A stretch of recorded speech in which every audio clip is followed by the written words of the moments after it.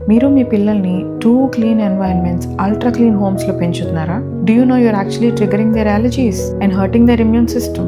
There is a proven scientific hypothesis called the hygiene hypothesis, which states kids that are raised in overly clean environments with little exposure to germs have a high chance of developing allergies.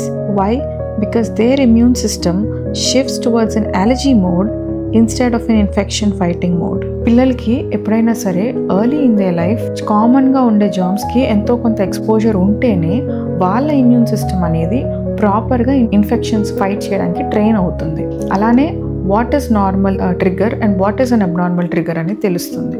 ఎప్పుడైతే మనం పిల్లల్ని too clean and నీట్గా పెంచి జర్మ్స్కి expose అవ్వకుండా చూస్తామో వాళ్ళ immune system నార్మల్గా హార్మ్లెస్గా ఉండే థింగ్స్ లైక్ డస్ట్ కానీ, పోలెన్ కానీ, శాండ్ కానీ వీటికి హైపర్ రియాక్ట్ అయ్యి అలర్జీస్ రావడానికి ట్రిగ్గర్ చేస్తుంది. మీరు ఎప్పుడైనా అబ్జర్వ్ చేస్తే western world well developed countries వీళ్ళల్లో ఎక్కువగా మనం ఈ అలర్జీస్ అనేవి వింటూ ఉంటాం, పోలెన్ అలర్జీస్ అని ఇలాంటివన్నీ. బట్ ఇండియన్ సినారియోలో ఈ అలర్జీస్ కొంచెం తక్కువే ఉంటాయి. ఆఫ్ లేట్ మన ఇండియన్ కిడ్స్ కూడా టూ క్లీన్ నీట్గా పెంచడం వల్ల we are seeing a lot of allergies even in Indian scenario. Always balance is the key.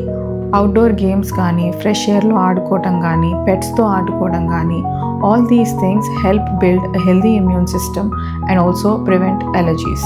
Let kids explore. A little bit of dirt is fine.